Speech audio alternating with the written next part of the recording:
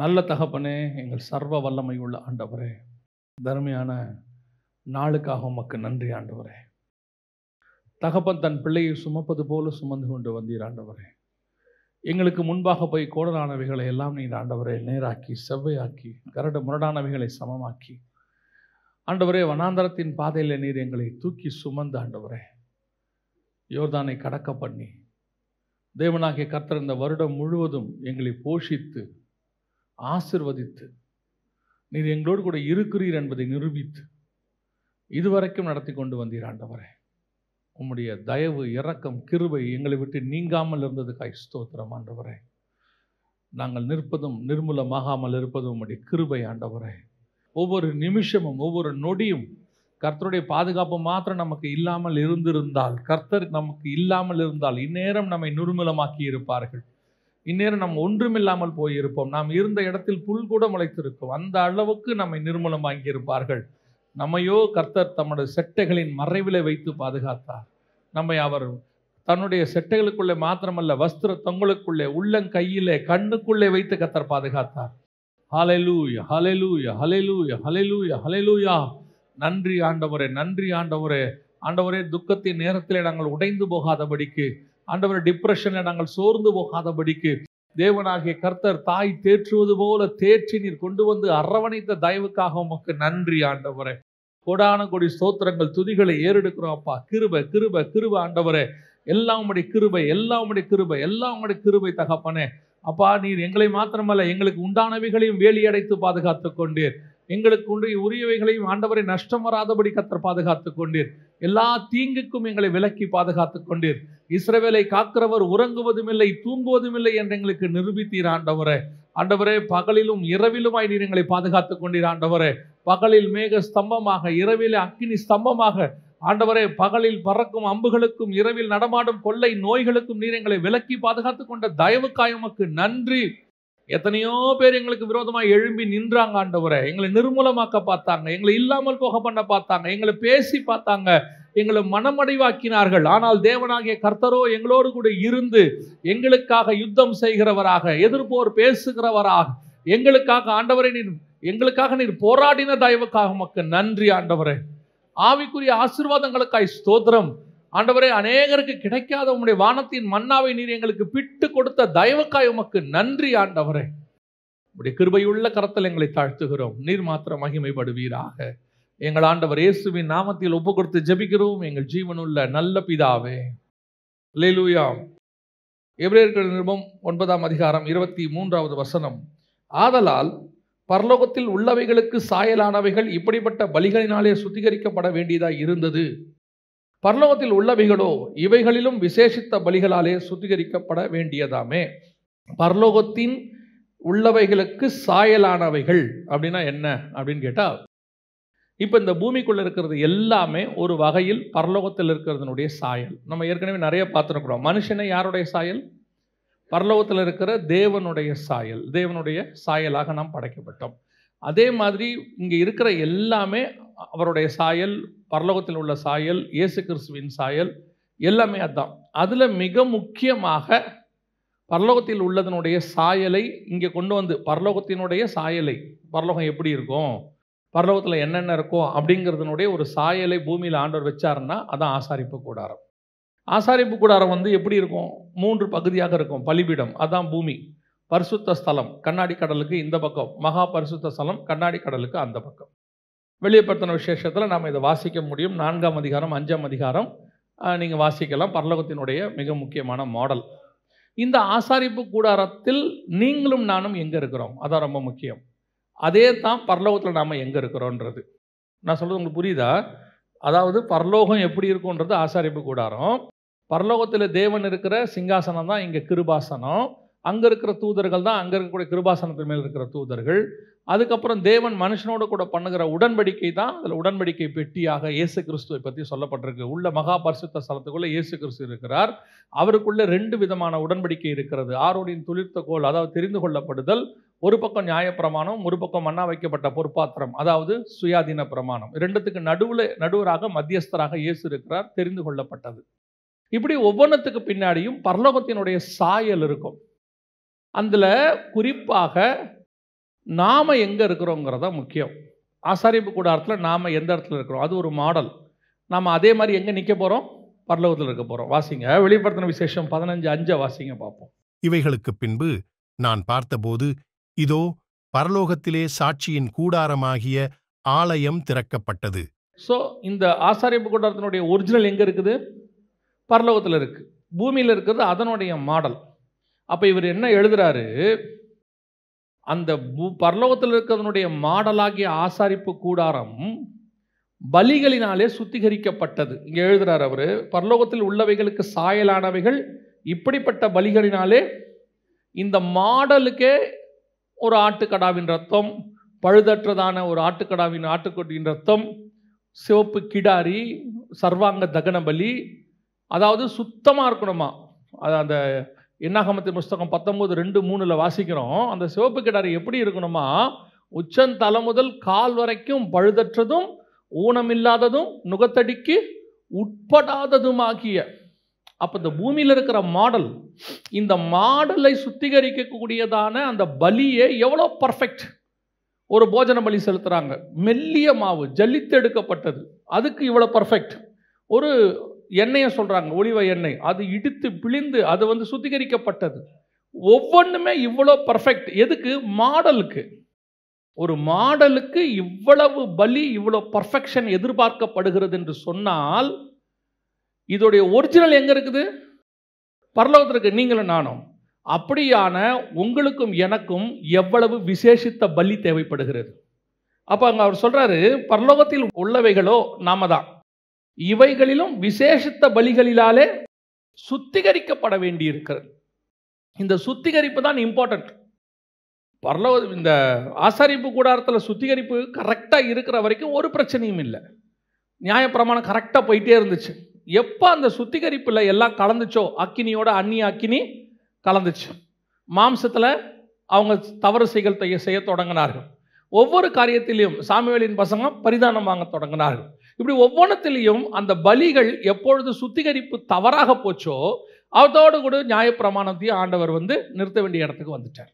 அதே மாதிரி தான் இப்போ நாம் பூமியில் சுத்திகரிக்கப்பட்டு கொண்டு இருக்கிறோம். எதுக்காக, நாம் பரலோகத்தில் இருக்க போகிறவைகள். நம்மளை கொண்டு போய் ஆண்டவர் எங்கே வைக்க போகிறாரு, பரலோகத்தில் வைக்க போகிறார். அதனுடைய ஒரிஜினல் நம்ம தான். ஆசாரிப்பு கூடாரம் மாடல், நம்ம ஒரிஜினல். அப்போ நம்மளை கொண்டு போய் பரலோகத்தில் வைக்க போகிறார். அப்படி வைக்கப்பட வேண்டிய நாம் எப்படிப்பட்டதான பலிகளினாலே சுத்திகரிக்கப்பட வேண்டி இருக்கிறது. அதான் ரொம்ப முக்கியம். இன்னைக்கு நம்மளை பலி செலுத்திட்டார் ஆண்டவர். அந்த எல்லா பலியை பார்க்கிலும் விசேஷித்த பலி இயேசு கிறிஸ்து. ஆட்டுக்குட்டியை விட, சிவப்பு கிடாரை விட, எல்லாத்த விட விசேஷித்த பலி இயேசு கிறிஸ்து. ஆனால் சுத்திகரிப்பு நமக்கு கரெக்டாக இருக்குதா, சுத்திகரிப்பு சரியாக போயிட்டு இருக்குதா, அதுதான் இன்னைக்கு கேள்வி. இந்த சுத்திகரிப்பு அப்படிங்கிறத ஒரு காலகட்டத்தில் சபையில் ரொம்ப முக்கியமாக பார்க்கப்பட்டது. அதாவது சுத்திகரிப்பு நாள் இல்லாமல் கம்யூனியனே கொடுக்க மாட்டாங்க. அதுக்கு முன்னாடி ஒரு நாள் என்ன வச்சுருவாங்க, சுத்திகரிப்புக்குன்னு வச்சுருவாங்க. அதில் காலையிலேருந்து சாயங்காலம் வரைக்கும் ஃபாஸ்டிங் இருப்பாங்க. ஃபாஸ்டிங் இருந்து ஜெபம் பண்ணுவாங்க. அப்படி ஜெபிக்கிறவங்களுக்கு தான் அது என்ன கொடுக்கப்படும், மறுநாள் கம்யூனியன் கொடுக்கப்படும்.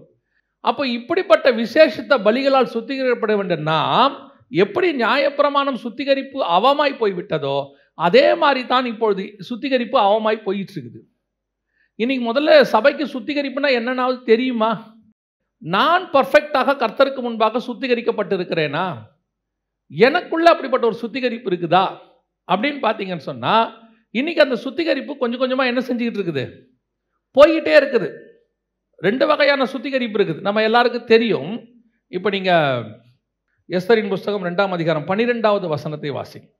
ஒவ்வொரு பெண்ணும், பெண் என்பது இங்கே எதை குறிக்குது, சபையை குறிக்குது. எஸ்தர் என்பது சபையை குறிக்குது. ஒவ்வொரு சபையும் 6 மாதம் வெள்ளை போல தைலத்தினாலும் 6 மாதம் சுகந்த வர்க்கங்களினாலும் ஸ்திரீகளுக்குரிய மற்ற சுத்திகரிப்புகளினாலும் நல்ல கவனிங்க, ஜோடிக்கப்படுகிற நாட்கள் நிறைவேறி எத்தனை மாதம், 12 மாதமும் செய்யப்படணும். 12 மாசமும் சுத்திகரிப்பு இருக்குது.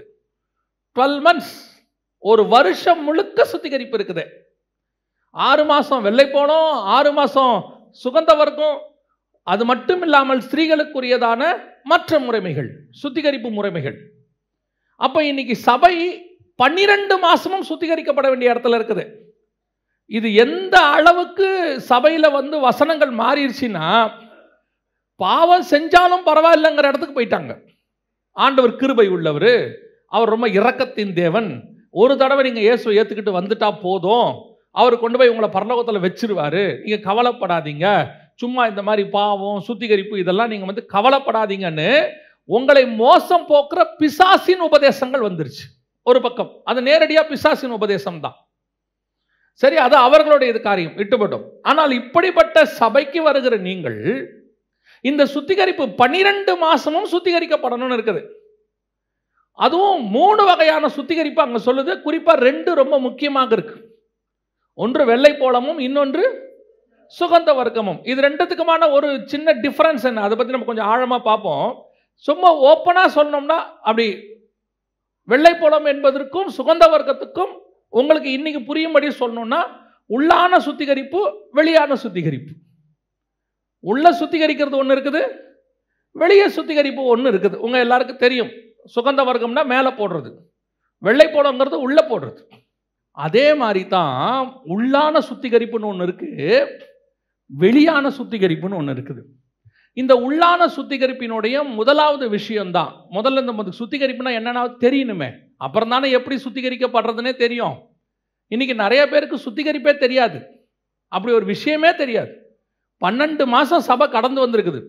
இந்த 12 மாசம் சாட்சி சொல்லுங்கன்னா நம்ம என்ன சாட்சி சொல்லுவோம்? அத்தனை பேரும் இந்த வருஷம் கர்த்தர் என்னை ஆசீர்வதிச்சாரு, வீடு கொடுத்தாரு, காரு கொடுத்தாரு, ஜீவனை பாதுகாத்தாரு, இப்படித்தானே சொல்லுவோம். இந்த வருஷம் கர்த்தர் இன்ன பாவங்களை விட வைத்து என்னை இந்த பாவத்திலிருந்து விடுதலையாக்கி இருக்கிறாரு. அதான் ஏற்கனவே நாங்கள் விடுதலையானமே. அப்ப நீங்க யாருமே பாவம் இல்லாமல் இருக்கிறோன்னு அர்த்தமா? நம்ம பாவம் இல்லை என்று சொல்லுவோமானால் ஆமா. அப்படின்னா நம்மகிட்ட இருக்கு. போன வருஷம் இருந்ததுல இருந்து நான் இந்த வருஷம் ஆவிக்குரிய வாழ்க்கையில இன்னும் வளர்ந்திருக்கிறேனா? இன்னும் என் பரிசுத்தம் கூடி இருக்குதா? இன்னும் எனக்குள்ள இருக்கிற ஆவிக்குரிய காரியங்கள் எக்ஸ்ட்ரா ஆயிருக்குதா? கர்த்தர் இன்னும் எனக்கு வெளிப்பாடுகளை அதிகமாய் கொடுத்திருக்கிறாரா? போன வருஷத்துக்கு இந்த தடவை என் ஸ்பிரிச்சுவல் ஸ்டாண்டர்ட் என்ன? இன்னைக்கு நம்ம பேசுறது எல்லாமே என்ன? போன வருஷம் இருந்ததை விட வியாபாரம் இந்த வருஷம் நல்லா ஆண்டவர் ஆசீர்வதிச்சிருக்கிறார், அதுவும் ஆண்டவர் தான் கொடுத்தாரு.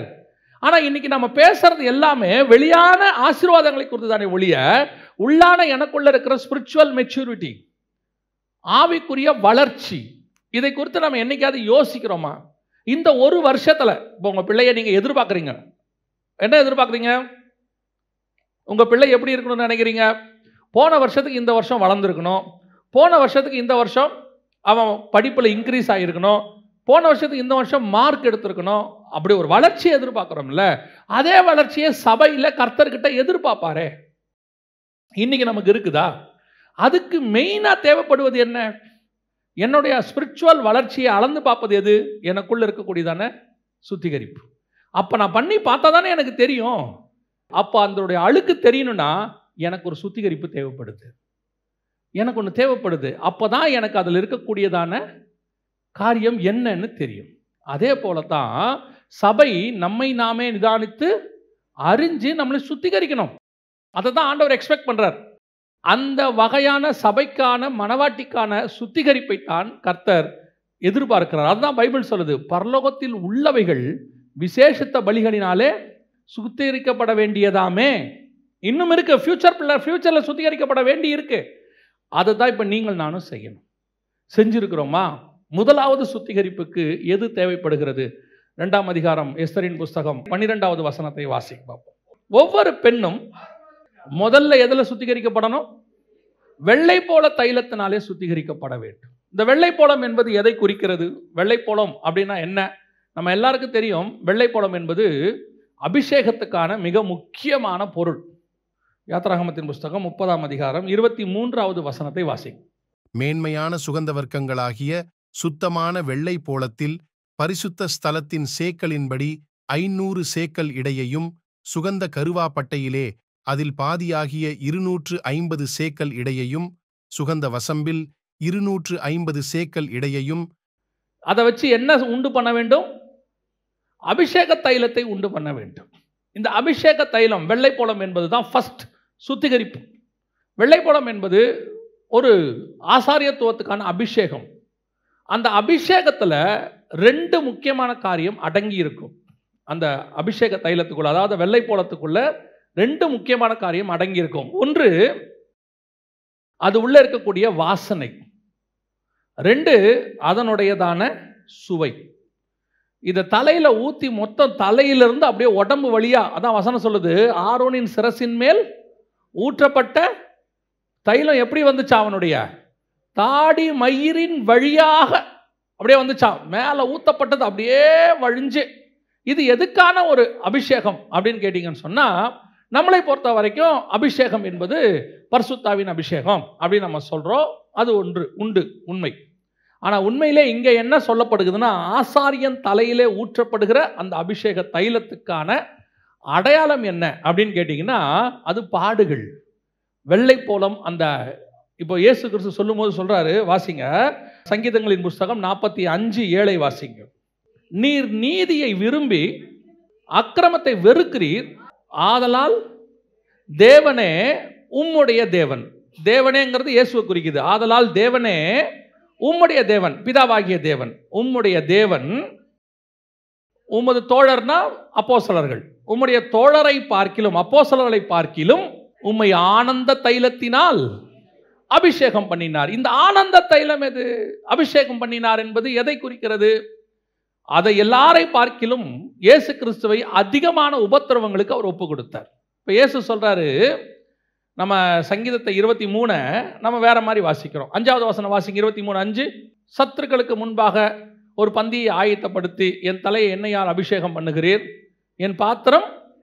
இது எதை குறிக்குது அப்படின்னு கேட்டா, நாம இதை ஒரு ஆசீர்வாதமான வசனமா எடுக்கிறோம். இது ஆசீர்வாதம் தான் ஒரு வகையில். இதை எப்படி நம்ம பார்க்கிறோம்? சத்துருக்களுக்கு முன்பாக ஒரு பந்தியை ஆயத்தப்படுத்தி அப்படின்னா என்ன அர்த்தம்? இயேசு கிறிஸ்துவுக்கு, தேவனுக்கு சத்ரு யாரு? பிசாசு. பிசாசுக்கு முன்பாக பந்தி என்பது எதை குறிக்கிறது? திருவிருந்து. கடைசியாக கொண்டு போய் அவர் ஒரு போஜன ஆயத்தம் பண்ண சொன்னார் இல்லையா? அதை தான் நம்ம பந்தின்னு சொல்றோம். பந்திக்கு வரோம்னு. இது எந்த பந்தி? என் சத்துருக்களுக்கு முன்பாக எனக்கு ஒரு பந்தியை ஆயத்தப்படுத்தி, அப்பத்தையும் ரசத்தையும் பிட்டு கொடுக்கக்கூடியதான அந்த உபத்திரவத்தை, குரூசிபிகேஷன், பந்தியை ஆயத்தப்படுத்தி என் தலையை எந்த எண்ணெயால்? இந்த அபிஷேக எண்ணெயால் நிரப்பினீர், என் பாத்திரம் நிரம்பி வழிகிறது. அதுதான் அவர் கேட்டாரு, கர்த்தாவே உமக்கு சித்தமானால் இந்த பாத்திரம் என்னை விட்டு நீங்கும்படி செய்யும். அப்போ இயேசு கிறிஸ்துவை பத்தினதான தீர்க்க தரிசன வசனம் தான் சங்கீதம் 23:5. இந்த இடத்துல சொல்லும் பொழுது என் சத்துருக்களுக்கு முன்பாக ஒரு பந்தியை ஆயத்தப்படுத்தி அப்படின்னு இருக்கு. கவனித்துக் கொள்ளுங்கள். வெள்ளை போலத்தினால் உங்களை சுத்திகரிக்கப்பட வேண்டி இருக்கிறது என்பது எதை குறிக்கிறது? நம்முடைய வாழ்க்கையில கர்த்தர் நம்ம எல்லாருக்குமே ஒரு அபிஷேகத்தை வைத்திருக்கிறார். நாம் கடந்து போகும் பொழுது, நாம் அடிக்கடி இதை சொல்றோம், நாம் கடந்து போகும்போது நிச்சயமாகவே ஒரு வனாந்தரத்தை கடந்துதான் பாலும் தேனும் ஓடுகிற தேசத்துக்கு போக வேண்டி இருக்கிறது. நாம் சில காரியங்கள் தேவன் நம்மை ஒப்பு கொடுத்து நடத்தி கொண்டு போய் தான் அங்கே வைக்கிறார். ஒருவேளை நாம் நடந்தது நம்முடைய பிள்ளைகளுக்கு ஆசீர்வாதமாக இருக்கும். இப்போ இஸ்ரவேல் ஜனங்களுடைய முதல் தலைமுறை உபத்திரவத்துக்குள்ளே போனது, 2வது தலைமுறைக்கு எப்படி ஆயிடுச்சு? பாலும் தேனும் ஓடுற தேசமா மாறிடுச்சு. இப்போ அவங்க கிட்ட ஆண்டவர் சொல்றாரு, இவனுக்கு வனாந்தரம் கிடையாது, ஆனா நீ வனாந்தரத்தில் வந்ததை என்ன பண்ணி கொடுத்துரு? எழுதி கொடுத்துரு. இப்போ நான் பாலும் தேனும் ஓடுற தேசத்துக்கு வந்துட்டேன், அப்ப எனக்கு பிரச்சனையே இல்லையா? கர்த்தர் சொல்றாரு, யுத்தத்துக்கு பழக்கிக்கும்படி நான் சிலரை விட்டு வச்சிருக்கிறேன், நீ அவங்களோட கூட என்ன பண்ண வேண்டி இருக்கிறது? சண்டை போட வேண்டி இருக்கிறது. ஒரு இடத்துல ஆண்டவர் சொல்றாரு, உன்னை சோதிக்கும்படி சில சத்துருக்களை என்ன பண்ணி வச்சிருக்கிறேன்? விட்டு வச்சிருக்கிறேன், நீ அவங்களோட சண்டை போட வேண்டி இருக்கிறது. அப்படி அர்த்தம் என்ன? வனாந்தரத்தில் இருக்கும்போது உனக்கு இருக்கக்கூடிய வெள்ளை போல அபிஷேகம் வேறு, பாலும் தேனும் ஓடுகிற தேசத்துக்கு வந்த பிறகு இருக்கிற அபிஷேகம் வேறு. அதோட அர்த்தம் என்னன்னா, அங்கே இருக்கும்போது கர்த்தர் சில உபத்திரவத்துக்கு நடுவில், சில காரியங்களுக்கு நடுவில் நடத்தினது உண்மை. அதுக்கு நடுவில் நீ கிராஸ் பண்ணி வந்தோம் பாருங்க, அதுதான் உங்களை என்னையும் சுத்திகரிக்கும். எப்படி சுத்திகரிக்கும்? வசனம் சொல்லுது, நான் பட்ட பாடுகளினாலே என்ன கற்றுக்கொண்டேன்? நான் உபத்திரவத்தினாலே என்ன கற்றுக்கொண்டேன்? பிரமாணங்களை கற்றுக்கொண்டேன். பட்ட பாடுகளினாலே கீழ்ப்படிதலை கற்றுக்கொண்டேன். அப்ப எனக்குள்ள இருக்கக்கூடியதான கர்த்தருக்கு பிரியமில்லாத காரியங்களை விட வைப்பதற்கு கர்த்தர் என்னை ஒரு பாதையில் நடத்துகிறார். அந்த அபிஷேக தைலம் என்னை நிரப்புகிறது. அது என்னை, இப்போ இயேசு கிறிஸ்து அவரை கொண்டு போய் பிதாவாகிய தேவன் உபத்திரவத்துக்கு நேரம் ஒப்பு கொடுக்கிறார். ஆனா வசனம் சொல்லுது, அவர் தமக்கு முன்பாக வைக்கப்பட்ட சந்தோஷத்தின் நிமித்தம் இவைகளை ஏற்றுக்கொண்டார். அப்ப கர்த்தர் உன்னை ஏன் உபத்திரவத்துக்கு நடுவில் நடத்துறாரு? ஏன் பாடுகளுக்கு நடுவில் நடத்துறாரு? நம்மை பொறுத்த வரைக்கும் இந்த வெள்ளை போல அபிஷேகம் நமக்கு பாடு, நமக்கு கஷ்டமா இருக்குது. ஆண்டவர் சொல்றாரு இது ஒவ்வொருத்தருக்கும் ஒவ்வொருத்தருக்கு ஒவ்வொரு காரியம். அவங்க அந்தந்த அபிஷேக தைலத்தை அவங்க கொடுத்துருக்கிறார் ஆண்டவர். எல்லாருக்கும் ஒன்றும் இல்லை. அப்போ ஒவ்வொருத்தருக்கும் ஒவ்வொரு காலகட்டத்தில் இந்த வெள்ளை போல பாடு எப்படி இருக்கு? ஒரு விஷயமா தான் இருக்கு. எல்லாருக்கும் இருக்கு. அந்தந்த காலகட்டத்தில் அவரவர்களுக்கு இருக்கு. எனக்கு பிரச்சனை இல்லை, வியாதி இல்லை, உபத்திரவம் இல்லை, கர்த்தர் கிருபையா இருக்கிறார். நான் இல்லைன்னு சொல்ல. ஒவ்வொருத்தருக்கும் ஒன்று ஆண்டவர் அனுமதிக்கிறார். அந்தந்த காலகட்டத்தில் 75 வயசுல ஆபிரகாமுக்கு ஒரு சோதனைனா 150 வயசுல ஒரு சோதனை, 125 வயசுல ஒரு சோதனை.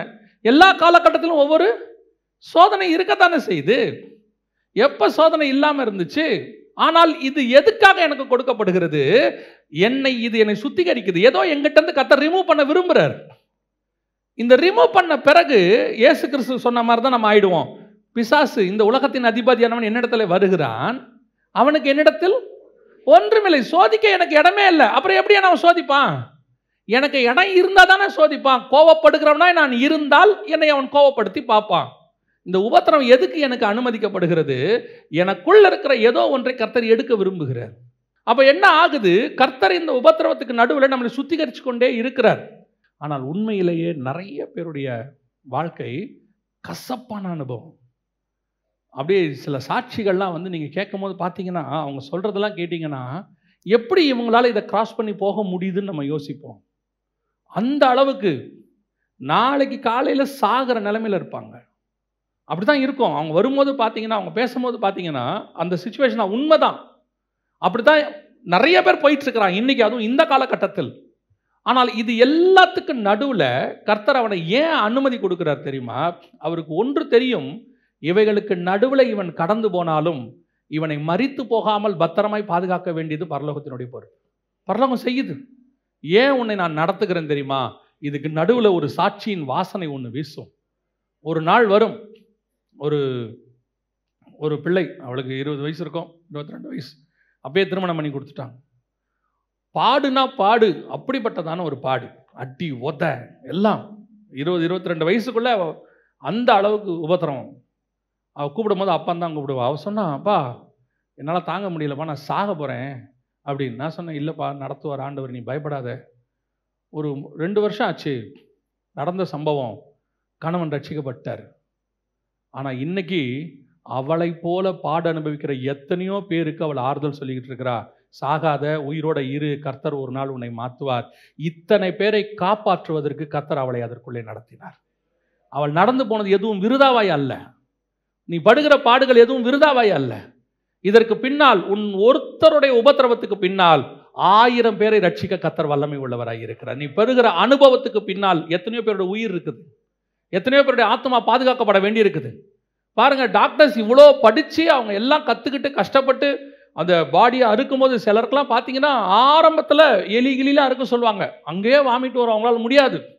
ஆனால் அவ்வளோ பேரையும் டெஸ்ட் பண்ணி 5 வருஷம் படித்து, போஸ்ட்மார்ட்டத்தெல்லாம் படித்து, எல்லாம் படித்து, இவ்வளோ கஷ்டம் எதுக்கு தெரியுமா? கொஞ்சம் பேரை காப்பாற்றுவதற்கு. இவ்வளோ கஷ்டத்தை நான் ஏன் அனுபவித்தேன்? நான் என் வாழ்க்கையில் கொஞ்சம் பேர் என்ன பண்ண வேண்டியிருக்கு? காப்பாற்ற வேண்டி இருக்குது. அதே தேவன் தான் உன்னையும் நடத்துகிறார். இப்போ சொல்கிறேன், ஒரு பெரிய மேன்மை உபத்திரவம் இல்லாமல் வரவே வராது. பெரிய ஆசீர்வாதம் உன்னை கொண்டு கர்த்தர் உன்னை பயன்படுத்த வேண்டும் என்றால், உன்னை கர்த்தர் வல்லமையா எடுத்து பயன்படுத்தணும். நீ எவ்வளவு வல்லமையா பயன்படுத்தணும்னு விரும்புறியோ அவ்வளவு விலை கொடுக்க வேண்டி இருக்குது.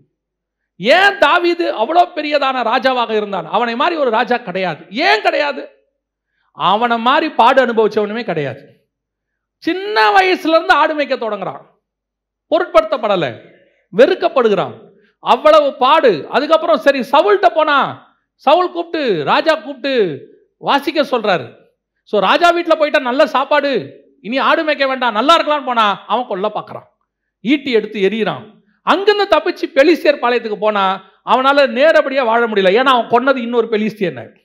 வேஷம் மாதிரி அலைய வேண்டியிருக்கு, பைத்தியம் மாதிரி வாழ்க்கைய ஓட. பாருங்க அவன் எப்படி இருந்தானா, பைத்தியம் மாதிரி. அவன் எப்படி யோசிச்சிருப்பான், எதுக்குடா எனக்கு இந்த பாடு? ஆண்டவர் சொல்றாரு, இத்தனை பாடுகளுக்கு நடுவில் உன்னை ஏன் நடத்தணும் தெரியுமா?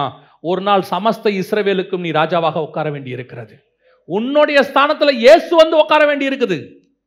இயேசுவை நான் சொல்லணும்னா எப்படி சொல்லணும் தெரியுமா? தாவீதின் வேறுமானவர், தாவீதின் சிங்காசனத்தில் உட்கார்ந்து இருக்கிறவர், தாவீதின் நட்சத்திரத்தை உடையவர், தாவீதின் திறவுகோலை உடையவர். இந்த பேரு வரணும்னா நீ இவ்வளவு பாடு சகிக்க வேண்டியது அவசியமா இருக்கு.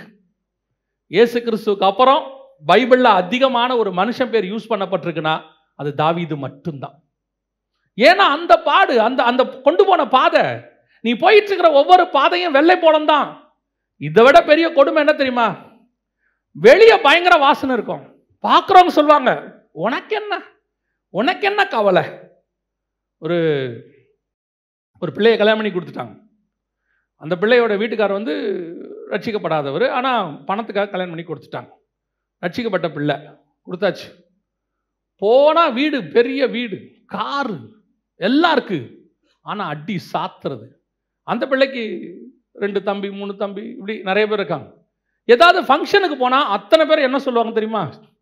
உனக்கு என்ன, நீ நல்லபடியாக செட்டில் ஆயிட்ட, நம்ம குடும்பத்திலே நீ தான் ஆசீர்வாதமாக இருக்கிற. வெளியே பார்க்கறதுக்கு அப்படி ஒரு சாட்சி. நம்ப மாட்டாங்க, சொன்னாலும் நம்ப மாட்டாங்க. ஆனால் உள்ளுக்குள்ள நாம் அனுபவிக்கிற பாடு இருக்குல்ல, அது கசப்பு. ஆண்டவர் ஏன் உன்னை வெள்ளை போலத்தில் சுத்திகரிக்க சொல்றாரு? உனக்கு கொடுக்கப்பட போற மேன்மை அப்படி, உனக்கு வச்சிருக்கிற ஆசீர்வாதம் அப்படி. அதுக்கு முன்னாடி உனக்குள்ள இருந்து கொஞ்சம் காரியத்தை எடுக்க வேண்டி இருக்குது, உனக்குள்ள இருந்து கொஞ்சம் காரியத்தை ரிமூவ் பண்ண வேண்டி இருக்குது. அந்த ரிமூவ் பண்ணாம என்ன செய்ய முடியும்? கர்த்தர் நம்மளை ஏன் உயர்த்துறதுக்கு கொஞ்சம் யோசிக்கிறாரு. ஏன் செய்யறாரு அப்படின்னா, உள்ளுக்குள்ள கொஞ்சம் என்ன தேவைப்படுது? சுத்திகரிப்பு செய்வது. இப்போ நல்லா பாருங்க, உங்ககிட்ட 10,000 ரூபாய் ஆண்டவர் கொடுக்கணும் நம்பி அப்படின்னா, எப்போ அந்த 10,000 ரூபாய் கொடுப்பார் தெரியுமா? இதை நீங்கள் வீண் செலவு பண்ண மாட்டீங்கிற நம்பிக்கை உங்கள் மேலே வந்தால் தான் நம்ம என்ன செய்வோம்? ஒருத்தர்கிட்ட காசு கொடுப்போம். ஆடம்பரமாக செலவு பண்ணுற ஆள்கிட்ட காசு கொடுப்போமா? சில ஆட்கள்கிட்ட ஒரு சுபாவம் உண்டு, பார்த்துருக்கீங்களா?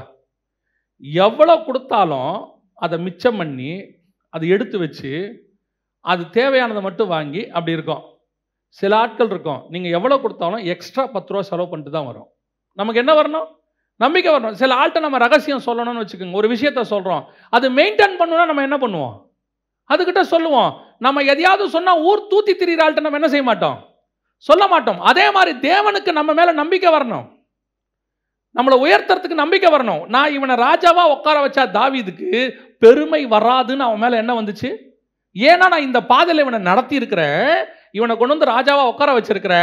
இவனை எவ்வளவு தூக்கி ஜனங்க, சவுல் கொண்டது 1000, தாவீது கொண்டது 16,000 சொன்னாலும் அவன் மண்டையில என்ன ஏறாது? பெருமை ஏறாது. அவன் சொல்லிட்டு போவான், நீங்க என்ன வேணா பேசிட்டு போங்க, ஆடுகளுக்கு பின்னால் அலைந்து கொண்டிருந்த என்னை கர்த்தர் ராஜாவாக்கினார். அவன் மைண்ட்ல ஏறாது. இன்னைக்கு பாருங்க, கர்த்தர் ஏன் ஆசீர்வாதத்தை கொடுக்க யோசிக்கிறாரு? உங்ககிட்ட கொடுத்தா உங்களுக்கு என்ன வரணும்?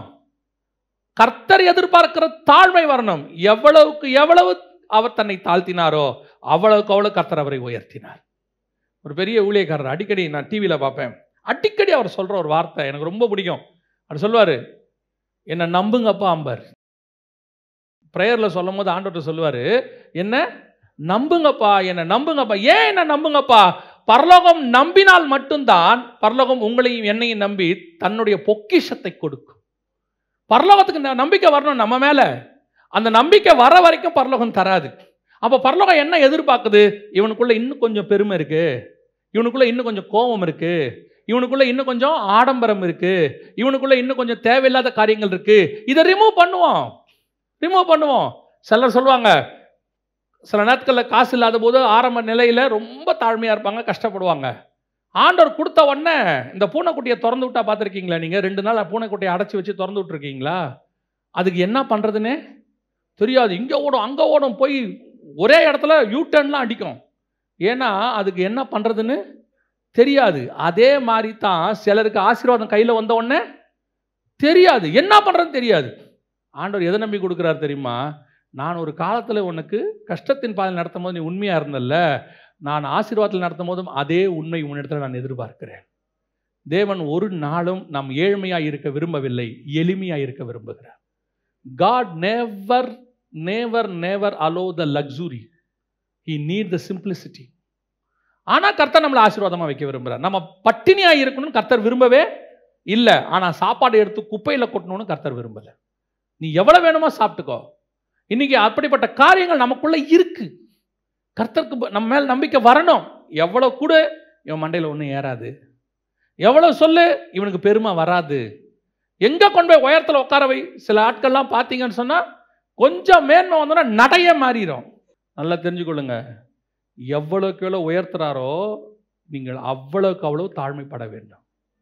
ஏன்னா இந்த உயர்வுக்கு நாம காரணம் இல்லை, பரலோகம் காரணம். கர்த்தர் உள்ள பார்க்குறாரு. உள்ள இவ்வளோ சுத்திகரிச்சிருக்கிறோமா? சபை சுத்திகரிக்கப்பட்டிருக்கிறதா? உள்ளுக்குள்ளே கர்த்தர் விரும்புகிறதான பரிசுத்தம் இருக்கிறதா? கர்த்தர் எதிர்பார்க்கிற காரியம் வந்துருச்சா? இப்போ பாருங்க, எஸ்தருக்கு சுத்திகரிப்பு நடக்குது 6 மாதம். இதில் இன்னொரு பெரிய விஷயம் என்ன தெரியுமா? ரொம்ப ஆச்சரியம். நீங்கள் 2வது பாயிண்ட் வாசிங்க, அதுக்கப்புறம் நான் உங்களுக்கு சொல்கிறேன். எஸ்தர் 2:12. ஒவ்வொரு பெண்ணும் 6 மாதம் வெள்ளைப்போளத் தைலத்தினாலும் 6 மாதம் சுகந்த வர்க்கங்களினாலும் ஸ்திரீகளுக்குரிய மற்றச் சுத்திகரிப்புகளினாலும் ஜோடிக்கப்படுகிற நாட்கள் நிறைவேறி. நல்லா கவனிங்க. 2வது என்ன பண்ணணும்? சுகந்த வர்க்கம். சுகந்த வர்க்கம் எங்கெல்லாம் யூஸ் பண்ணுவாங்க தெரியுமா? ஆதியாகமத்தின் புஸ்தகம் 50ஆம் அதிகாரம் 2வது வசனம் வாசிங்க. பின்பு தன் தகப்பனுக்குச் சுகந்த வர்க்கமிடும்படி யோசேப்பு தன் ஊழியக்காரராகிய வைத்தியருக்கு கட்டளையிட்டான். 26 வாசிங்க. யோசேப்பு 110 வயதுள்ளவனாய் மரித்தான். அவனுக்குச் சுகந்த வர்க்கமிட்டு.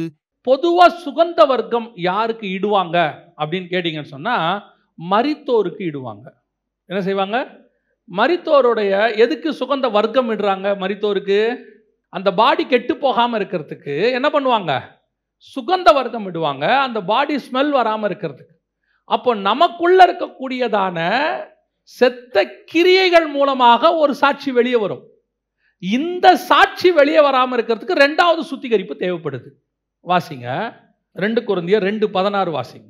கெட்டு போகிறவர்களுக்குள்ளே மரணத்துக்கு ஏதுவான மரண வாசனையாலும் ரட்சிக்கப்படுகிறவர்களுக்குள்ளே ஜீவனுக்கு ஏதுவான ஜீவ வாசனையாகவும் இருக்கிறோம் அப்படின்னு இருக்கு. அப்ப நமக்குள்ள 2 வாசனை இருக்குது. ஒன்று என்ன வாசனை?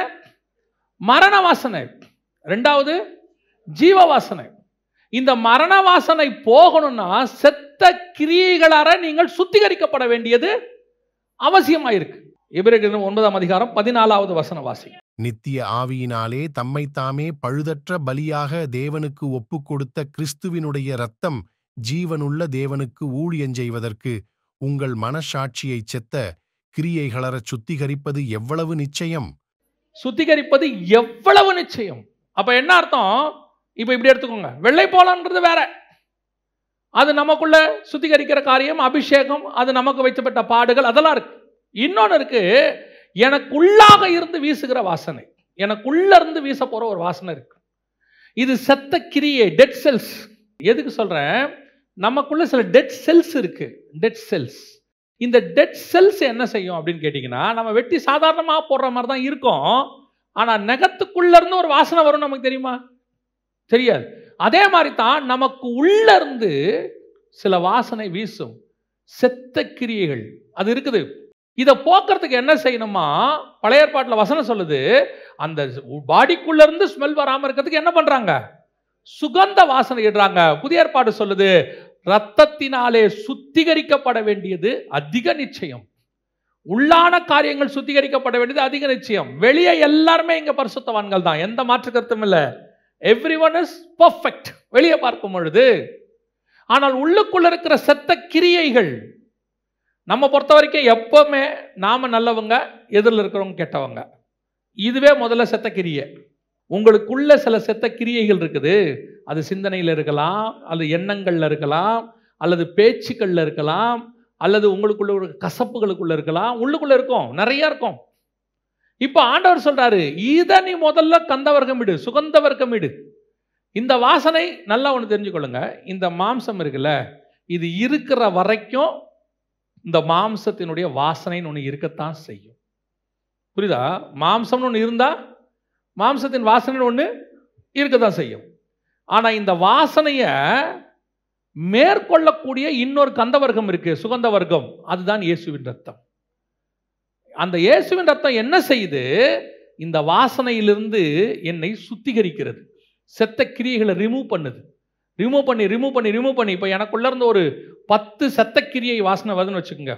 ஒவ்வொன்றுத்துக்கு ஒரு வாசனை இருக்கு. நீங்க எதுவும் தப்பா எடுத்துக்காதீங்க. ஒவ்வொரு கழிவுக்கும் ஒரு வாசனை இருக்குது. நம்ம உடம்புல இருந்து வெளியே போற ஒவ்வொரு கழிவுக்கும் ஒரு வாசனை இருக்கு. ரத்தத்துக்கு ஒரு வாசனை இருக்குது, மற்ற கழிவுகள் ஒவ்வொன்றுக்கும் ஒரு வாசனை இருக்கு.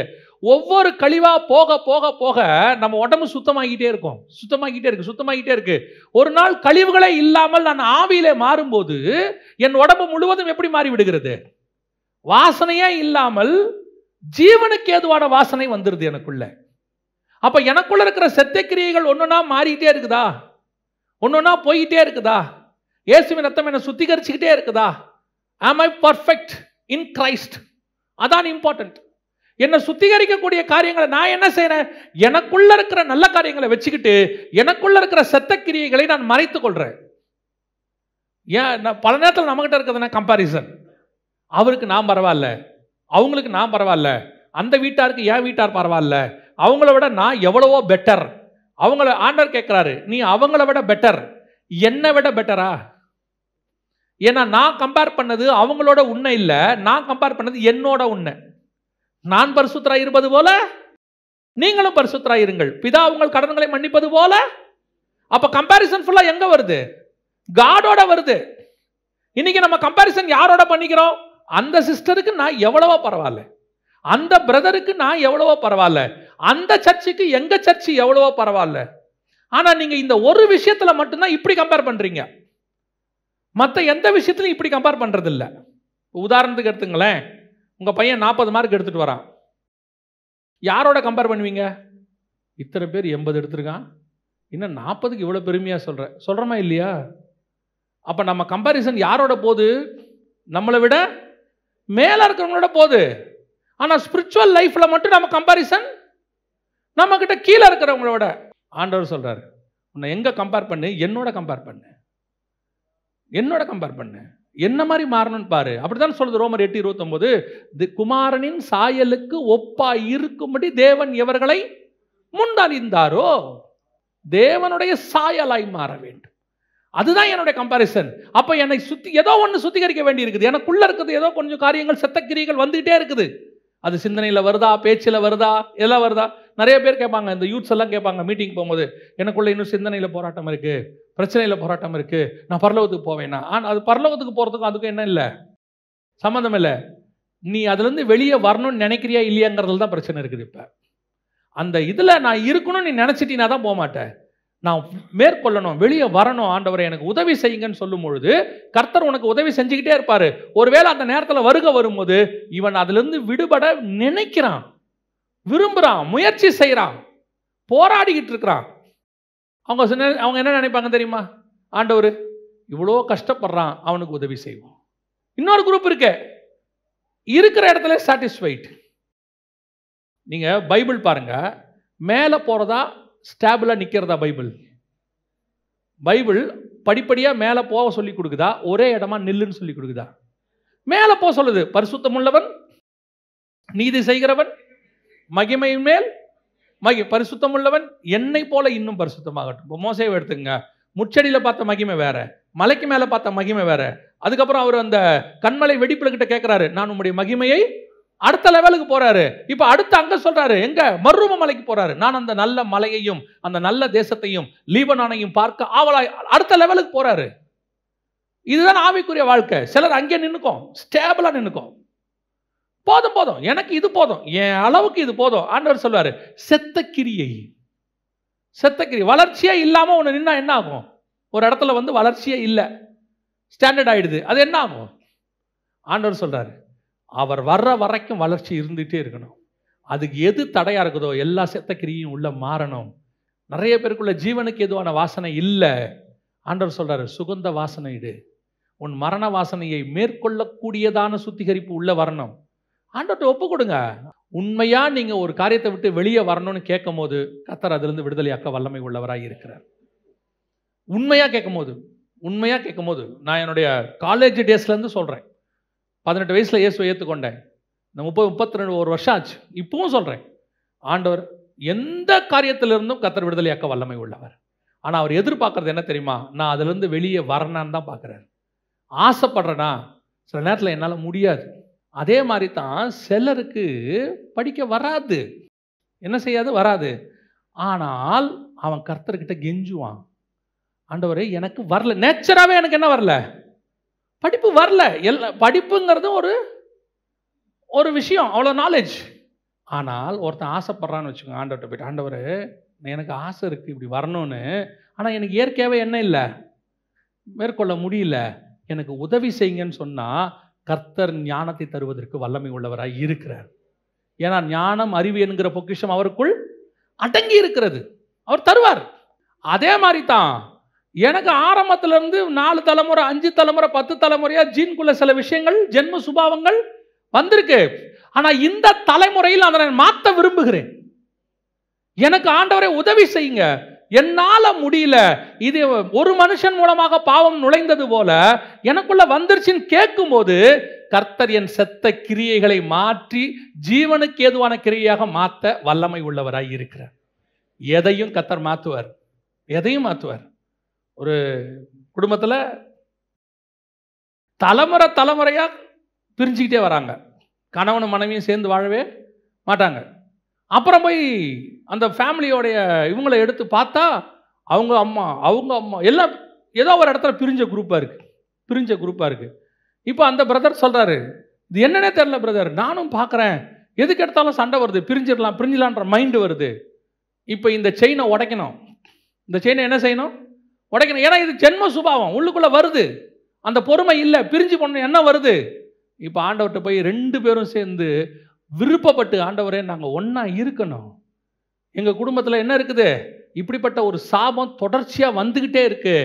நான் சொல்கிறது ஒரு உதாரணத்துக்கு, ஒருத்தர் கேட்டதுனால நான் சொல்கிறேன், உதாரணத்துக்கு சொல்கிறேன், இப்படி வந்துக்கிட்டே இருக்குது, இதிலிருந்து என்னை விடுதலையாக்கும்னு சொல்லும் பொழுது கர்த்தர் அந்த செயினை செத்த கிரியை அங்கிருந்து ரிமூவ் பண்ணுவதற்கு வல்லமை உள்ளவராக இருக்கிறார். ஆனால் ஏன்னா நமக்குள்ள அந்த செத்த கிரியை இருக்குது, ஜென்ம சுபாவம் அப்படியே வந்துக்கிட்டே இருக்குது, அதுதான் நமக்குள்ளே இருக்கக்கூடிய சுபாவம். இது உள்ளே சுத்திகரிக்கப்பட வேண்டிய கந்த வர்க்கம். இது சுத்திகரிக்கப்படுதா? சில நேரங்களில் நாம் இதை புரிஞ்சுக்க மாட்டோம், ஏன் இப்படி நடக்குதுன்னு புரிஞ்சுக்க மாட்டோம்.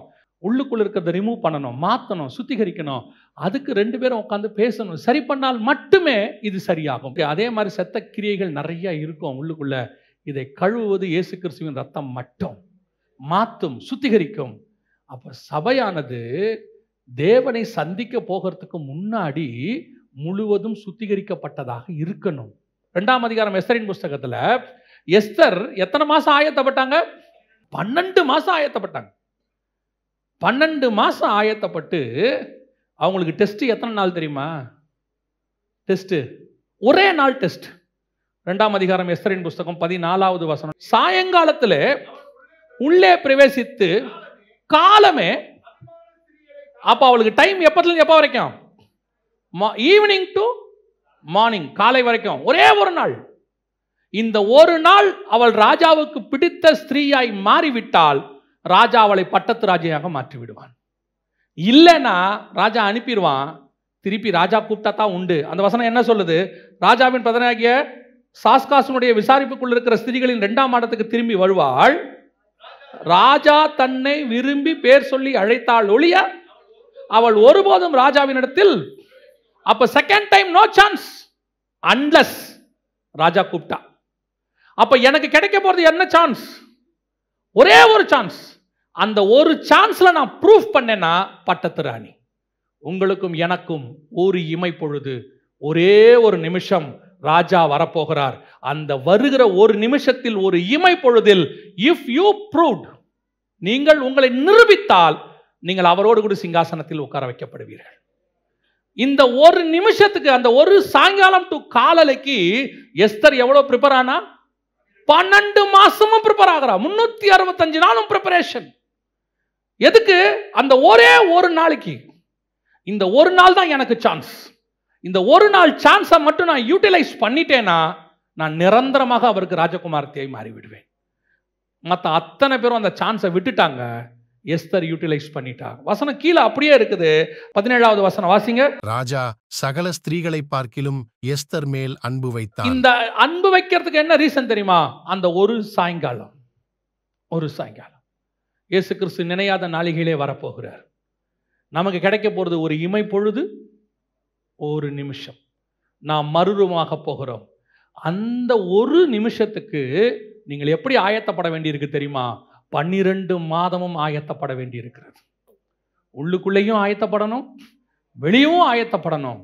எல்லாவித ஆயத்தத்தோடு, சகல விதமான ஆயத்தத்தோடு. அதான் வசனம் சொல்லுது, எல்லாவித காவலோடும் உங்களை காத்துக்கொள்ளுங்கள். எல்லாவித காவல், எல்லாத்தையும் perfect. You must be ready. ஏன்? எனக்கு கிடைக்க போறது ஒரே ஒரு சான்ஸ். அந்த ஒரு இமைப்பொழுது, அந்த ஒரு நிமிஷம், அதை நான் தவற விடவே கூடாது. அதை நான் விட்டுட்டேன்னா ரெண்டாவது சான்ஸ் கிடைக்குமான்னு தெரியாது.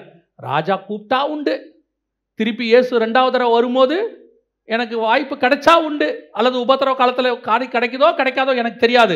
ஆனால் எனக்கு கன்ஃபார்மாக கிடைக்கிற சான்ஸ் ஒன்று இருக்கிறது. என்ன தெரியுமா? முதல் முறை போகும்போது நான் என் சுத்திகரிப்பு ராஜாவுக்கு ஏற்றபடி இருக்கிறதா, ராஜா விரும்புகிறபடி இருக்கிறதா, ராஜா என் மேல் அன்பு வைக்கிறபடி நடந்து கொள்கிறேனா, ராஜா என்னை விரும்புகிறபடி என்னுடைய காரியங்கள் இருக்கிறதா, எல்லாத்தையும் பார்க்குறார் ராஜா. இந்த 12 மாச சுத்திகரிப்பினுடைய மொத்த காரியமும் அந்த ஒரு நிமிஷத்தில் தான் இருக்கிறது. இப்போ நம்ம ஆயத்தப்பட்டிருக்கிறோமா? எதுக்கு சொல்றேன்? ஒரு நாள் ராத்திரியில் ஆகிற பரிசுத்தம் அல்ல இது. மாசத்தில் ஒரு நாள் ஆகிற சுத்திகரிப்பு அல்ல இது. கம்யூனியன் நாள் அன்னைக்கு ஆகிற சுத்திகரிப்பு அல்ல இது. இது என்ன தெரியுமா? 12 மாதமும் ஆக வேண்டிய சுத்திகரிப்பு, ஒவ்வொரு நாளும் ஆக வேண்டிய சுத்திகரிப்பு. ஏன்னா ராஜா எப்போ கூப்பிடுவார்னு தெரியாது, எப்போ அழைப்பு வரும்னு தெரியாது. அவர் ரெடியா இருக்கணும். கல்யாண வஸ்திரத்தை தரிச்சுக்கிட்டு, ராஜ வஸ்திரத்தை தரித்து கொண்டு ரெடியா இருக்கணும். ராஜா உன்னை அழைக்கிறார்ன்னும் போது எங்க சென்ட் எங்க வச்சேன், அதை எங்க வச்சேன், இங்க வச்சேன் தேடுறதுக்கு நேரம் இல்லை. ஆண்டவர் பார்த்துட்டே இருக்கிறார். எப்போ கூப்பிட்டாலும் ரெடியா, இதோ கல்யாண வஸ்திரம் தரித்தவளாய் காணப்பட்டு. அப்போ எனக்கான சுத்திகரிப்பு 12 மாசமும் இருக்கு. ஆனால் எனக்கான எக்ஸாம் ஒரே ஒரு நாள் தான் இருக்கிறது. அந்த ஒரு நாளில் நான் சாதித்து விட்டால் நான் பட்டத்து அரசியாக எப்பொழுதும் உட்கார்ந்திருப்பேன். 127 நாட்டுக்கு நான் அரசியாக மாறிடுவேன். அந்த ஒரு நாள் இயேசுவின் வருகையில் நான் அவரோடு கூட சென்று விட்டால் நித்திய நித்தியமாய் அவரோடு கூட நான் ஆட்சி பீடத்தில் உட்கார்ந்திருப்பேன். அல்லேலூயா. நமக்கு கிடைச்சிருக்கிற வாய்ப்பு ஒன்று தான். ஏதோ ஒரு நாள் சுத்திகரிச்சா போதும். சிலர் சொல்கிற மாதிரி சுத்திகரிப்பு கூட்டம் 3 நாள் சுத்திகரிச்சா போதும், அதுக்கப்புறம் வந்துட்டு கம்யூனியன் அன்னைக்கு சுத்திகரிச்சா போதும். இதெல்லாம் ஆகாது. ஒவ்வொரு நாளும் 2024 என்ன தீர்மானம் எடுக்கிறீங்களோ இல்லையோ, ஒரு தீர்மானம் எடுங்க. ஒவ்வொரு நாளும் நான் கிறிஸ்துவை சந்திக்க ஆயத்தப்பட்டு நிற்பேன். இன்னைக்கு இயேசு வந்தால் நான் போவேன். என்னால் முடிஞ்ச வரைக்கும் நான் என்னை சுத்திகரிச்சிருக்கிறேன். அதுக்கப்புறம் ராஜா கையில் இருக்கு மிச்சம். அல்லேலூயா. நாம் ஜெபிக்க போகிறோம். ஏந்திரிக்கலாமா? நம்ம எல்லாரும் தேவ சமூகத்தில் ஒப்பு கொடுப்போம். தேவ சமூகத்தில் ராஜா வரும்போது அவருக்கு முன்பாக நிற்கக்கூடிய இடத்துல நம்ம இருக்கிறோமா? அழைப்பு சாயங்காலத்தில் வரும் என்று வேதம் சொல்லுகிறது. எஸ்தர் சாயங்காலத்திலே உள்ளே பிரவேசிப்பாள். வரும்போது கர்த்தருடைய நாள் இரவிலே திருடன் வருகிற விதமாய் வரும். ஒரு இருளான நேரத்தில் இந்த பூமியானது முழு பாவத்தில் இருளில் மூடி கிடக்கும் போது ஒரு வெளிச்சம், ஒரு எக்காலம் தொனிக்கும், ஒரு அழைப்பு கிடைக்கும். ராஜா உன்னை அழைக்கிறார். கிறிஸ்துவுக்குள் மரித்தவர்கள் முதலாவது எழுந்திருப்பார்கள். பின்பு உயிரோடு இருக்கிற நாமும் எப்போ போக முடியும் தெரியுமா? 12 மாசம் ஆயத்தமாய் இருக்கிற உயிரோடு இருக்கிற நாமும் அப்பதான் பிரவேசிக்க முடியும். அப்பதான் ராஜா உங்களை ராஜகுமாரத்தியா நம்மளை மாற்ற முடியும். வெள்ளை போலம், சுகந்த வர்க்கம், எல்லா விதமான சுத்திகரிப்பு எல்லாம் நடந்திருக்குதா? ஏதோ ஒன்று நடந்து ஒன்று நடக்காமல் இருந்தால் முடியாது. வெளிப்படுத்தல் 21ஆம் அதிகாரம் கடைசி வசனம் சொல்லுது, தீட்டுள்ளதும் அருவருப்பையும் பொய்யையும் நடப்பிக்கிறதுமாகிய ஒன்றும் அதில் பிரவேசிப்பதில்லை. கர்த்தர் பார்க்கும்போது ஒரு குறையில்லாத ஒரு மனவாட்டியா நிக்கணும்னு விரும்புகிறார். ஆண்டவர்கிட்ட ஒப்பு கொடுப்போம் தேவ சமூகத்தில். எது கர்த்தருக்கு பிரியம் இல்லாமல் இன்னும் எனக்குள்ள இருக்கு? செத்த கிரியைகள் எது இருக்கு? எதெல்லாம் இன்னும் ரிமூவ் பண்ண வேண்டி இருக்கு? வெள்ளை போலத்தினாலும் சுகந்த வர்க்கத்தினாலும் ஆண்டவரே உம்முடைய ரத்தத்தினாலையும் ஆண்டவரே உம்முடைய பரிசுத்த ஆவியினுடைய அபிஷேக தைலத்தினாலும் எங்களுக்குள்ள இருந்து அதை ரிமூவ் பண்ணுங்கப்பா. பாவத்தை கண்டித்து உணர்த்துகிற ஆவியானவர் எங்களுக்குள் கடந்து வருவீராக. சில நேரங்களில் நீர் எங்களுக்கு ரிமூவ் பண்ணும் போது கொஞ்சம் கசப்பா, கொஞ்சம் கஷ்டமா, கொஞ்சம் வேதனையா, கொஞ்சம் பாடுகள், அதை ரிமூவ் பண்றதுக்கான பாடுகள் ஆண்டவர் நடத்தும் போது கொஞ்சம் கஷ்டமா தான் இருக்கும். சில நேரத்தில் சில காரியங்களை விட முடியாத போது கர்த்தர் உன்னை நேசிச்சதுனால விட வைக்கிறதுக்கு கர்த்தர் சில காரியங்களை நடத்துகிறார். பவுலே சொல்றாரு, அவன் ஆத்மாவை தப்புவிக்கும்படி அவனை சாத்தான் கையில ஒப்பு கொடுத்து சில நேரத்தில் கர்த்தர் நம்ம ஆத்மாவை பரலோகத்துக்கு கூட்டிட்டு போகும்படி உங்களுக்குள்ள இருந்த சில காரியங்களை ரிமூவ் பண்றதுக்கு ஆண்டவர் ஒப்பு கொடுப்பார். அதுக்கு காரணம் என்ன தெரியுமா? உன்னை வேதனைப்படுத்த வேண்டும் என்பது அவருடைய காரியம் அல்ல. உன் ஆத்மாவை தப்புவிக்கிறதுக்கு உனக்குள்ள இருக்கிற செத்த கிரியையை ரிமூவ் பண்ணணும். இல்லைன்னா நீ பரலோகத்துக்கு போக முடியாது. இந்த சின்ன வேதனை உனக்கு பெரிய ஆசீர்வாதத்தை கொடுத்துரும். ஏன் என்ன நடத்தினாரு, ஏன் இப்படி பண்ணாரு, நான் ஏன் இந்த பாதையை கடந்து வந்தேன், உனக்கே தெரியாம உனக்குள்ள நிறைய செத்த கிரியைகள் இருந்துச்சு. உன்னை அநேகருக்கு பிரயோஜனமுள்ள பாத்திரமா மாத்திரத்துக்காக அப்படி நடத்த வேண்டி இருந்துச்சு. ஒப்பு கொடுப்போமா தேவ சமூகத்தில்? ஆண்டவரே, இந்த கடைசி நாளில் என்னை ஒப்பு கொடுக்குறேன். இனி வருகிற வருஷங்கள் அத்தனையும் வெறும் 2024 மட்டும் இல்லை ஆண்டவரே, வருகிற வருஷங்கள் எல்லாவற்றிலும் நீர் என்னை சுகந்த வாசனையாய் நுகரணும் ஆண்டவரே. நீர் என்னை பார்க்கும்போது ராஜகுமாரத்தை உள்ளார பூரண மகிமை உடையவள்னு சொல்லணும் ஆண்டவரே. நீர் என்னை பார்க்கும் பொழுது அந்த ஸ்திரீ மிகுந்த பேரழகு ரூபவதியாய் இருந்தான்னு சொல்லணும் ஆண்டவரே. என் ரூபவதியே உன்னில் பழுதொன்றும் இல்லையான்னு சொல்லிடணும் ஆண்டவரே. அப்படி ஒரு ஆவிக்குரிய வாழ்க்கை, அப்படி ஒரு ஆவிக்குரிய சபையா எங்க சபை மாறிடணும். எங்க சபையை பார்த்து உமக்கு சித்தமானால் பரலோகத்துல இருந்து ஒரே ஒரு வார்த்தை, அதுல ஒரு ஆடு கூட காணாம போகாது, அத்தனையும் பரலோகத்துக்கு வரும்னு எங்களை பார்த்து நீங்க சொல்லிடணும் ஆண்டவரே. அந்த சபைக்குள்ள ஒரே ஒரு செத்த கிரியை இருக்குன்னு ஒரே ஒருத்தரை கூட நீங்க சொல்லக்கூடாது. எங்க சபை 100% பர்ஃபெக்ட் உள்ள சபை. ஒரு ஸ்கூல்ல 100% எதிர்பார்க்கிறாங்க ஆண்டவரே ரிசல்ட். ஒரு ஹாஸ்பிட்டல்ல 100% எதிர்பார்க்கிறாங்க யாரும் சாவக்கூடாது. ஒரு டீம் 100% ஜெயிக்கணும்னு விரும்புது ஆண்டவரே. நாங்க விரும்புறோம் எங்க சபை 100% ஜெயிக்கிற சபை. எங்க சபையில ஒருத்தர் கூட கைவிடப்பட்ட கூட்டத்தில் இருக்கக்கூடாது. அப்படி ஒரு சபையா நாங்க மாறணும். ஒப்பு கொடுத்து ஜெபம் பண்ணுவோமா? சர்வ வல்லமையுள்ள எங்கள் ஆண்டவரே, எங்களை சுத்திகரித்தீர், உடைய வசனத்தினால் புடமிட்டீர், ஆவியினால் எங்களை சுட்டெரித்து எங்களுக்குள் இருக்கிற களிம்புகளை நீக்கி உம்முடைய அபிஷேக தைலத்தினால் எங்களை சுத்திகரித்த தயவுக்காய் நன்றி. வெறும் தண்ணீரால் மாத்திரம் கழுவப்பட்டவர்களாய் அல்ல ஆண்டவரே, அக்கினியினாலும் நாங்கள் சுத்திகரிக்கப்பட்டவர்களாக, கர்த்தருக்கு முன்பாக மாசற்ற மனவாட்டியாக, பசும் பொன்னாக, கர்த்தருக்கு முன்பாக நிற்கிற மனவாட்டியாக, கர்த்தருக்கு முன்பாக நிற்கிறதான பழுதில்லாத புறாவாக எப்பொழுதும் காணப்பட எங்களுக்கு கிருபை பாராட்டுங்கப்பா. எங்கள் சபை வருகிற வருடத்தில் இன்னும் பரிசுத்தத்தில் வளர, இன்னும் விசுவாசத்தில் வளர, இன்னும் வசனத்தில் வளர, அநேகருக்கு முன்பாக சாட்சியாய் நிற்க கர்த்தர் கிருபை தருவீராக. மகிமையுள்ள கரத்தில் எங்களை தாழ்த்துகிறோம் எங்கள் ஆண்டவர் இயேசுவின் நாமத்தில் பிதாவே.